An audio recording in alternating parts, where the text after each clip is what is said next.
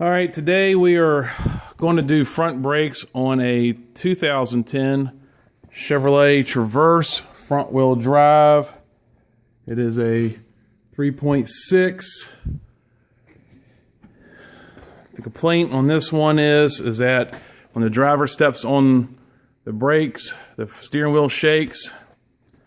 So I'm going to replace the front pads and rotors. This right here is the rotor, caliper bracket, brake line. Those are the main things right now. The first step you want to do is you want to remove the caliper. I've already got my bolts loose right here and right here. The two caliper bolts. And go ahead and remove those and put them down here.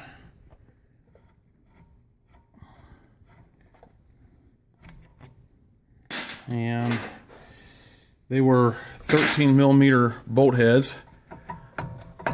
Caliper should just slide off like so.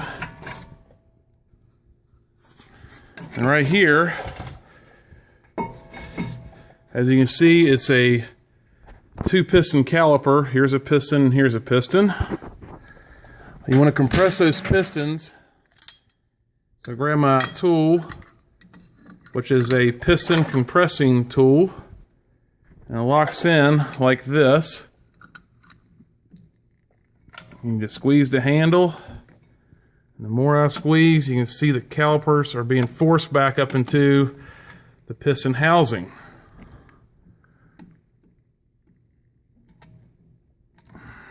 Okay, release the pressure. We're now done with that tool. You do not want your caliper to hang by the brake line. So you need to get a piece of wire and mount it, or just find some way to put it so that way it doesn't fall down. There's not a whole lot of stress on this brake hose. And that's the key, because you don't want that brake hose to break and leak off.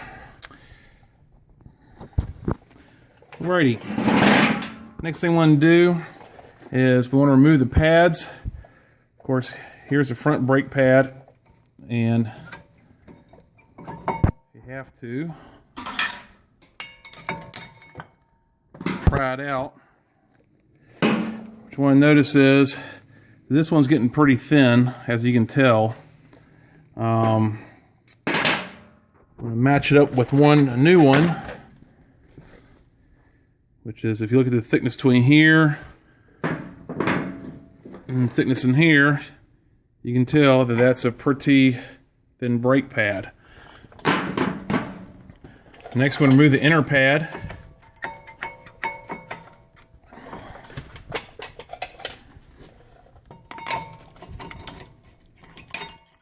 So you might have to pry them off.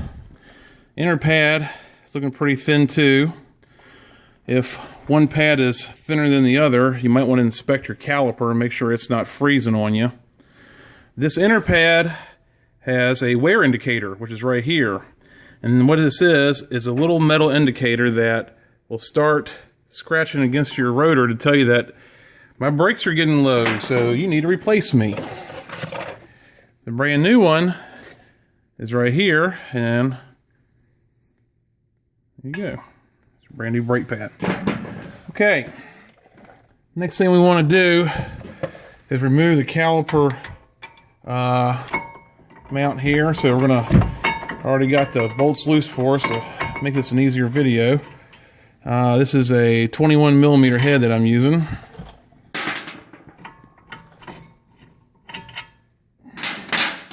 Okay, now we got the caliper mounting bracket off of here. You want to take your slides out, and you can grease them up.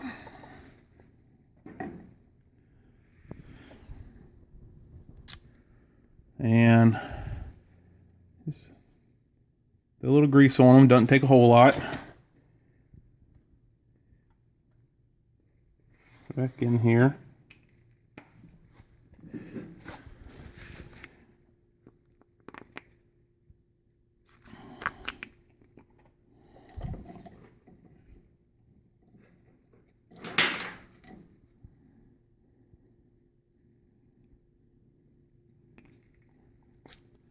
There. Now, your caliper should be able to spin freely and go in and out. This is what you call a floating caliper. Alright.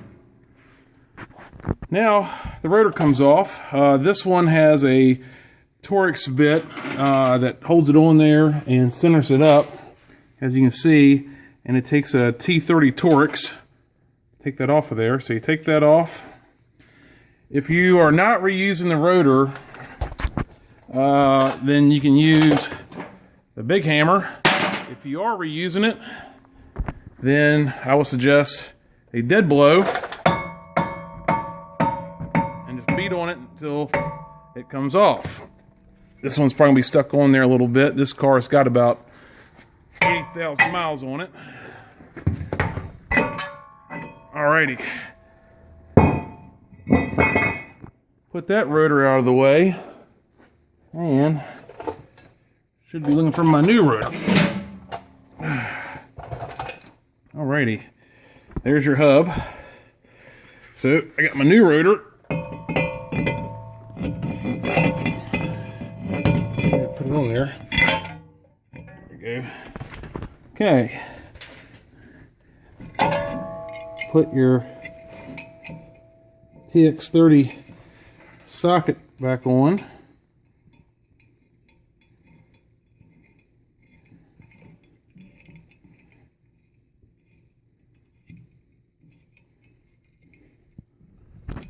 Okay, so make sure you tighten this to specifications.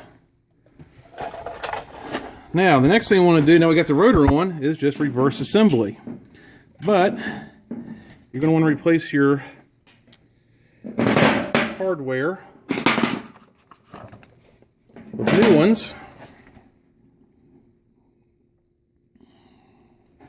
Let's see here, in there. Oop. Trying to do this with one hand is a little bit challenging. Alright, got that one off. Taking this one off.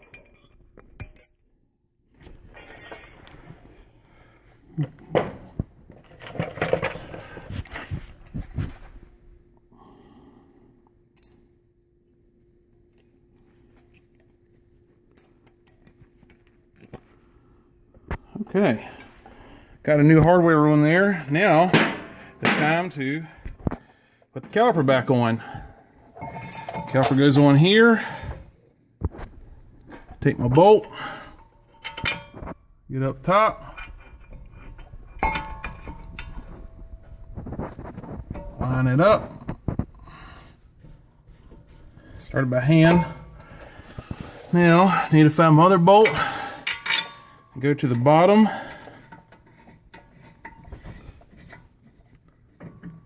Okay. Next thing you want to do is torque these down specification. Now the next thing you want to do is, remember the outside pad did not have the wear indicator. This one does not have the wear indicator. You slide it on, if I do it right here. Okay, slide it on right here. Okay, pushes on like so. You can see how it has a half moon shape right here that goes against the rotor side. And you take this one like this, and you just push it on there. You should do one side at a time.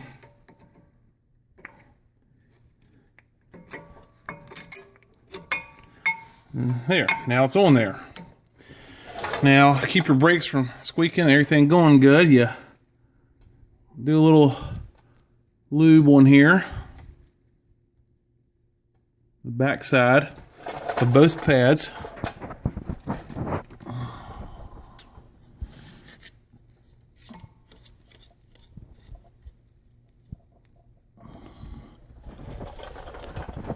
Okay. Now we take a caliper and put it in place.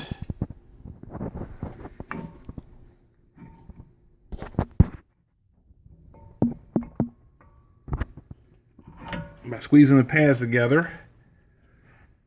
Then you want to put your first bolt in the top.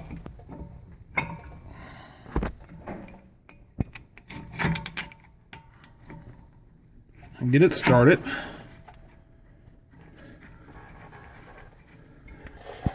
Okay. Now put your second bolt in.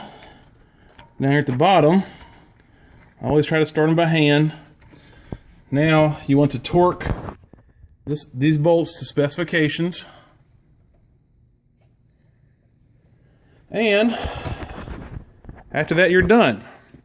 Make sure you put your tire back on, of course, and you do it in a star pattern, like so. That way it seals on there good, and it doesn't warp the rotor. If you're using an air gun, please use an impact socket and a torque stick or a torque wrench, and torque those down to factory specifications so that way you do not warp your rotors. And that is about all I have for you. Thank you for watching.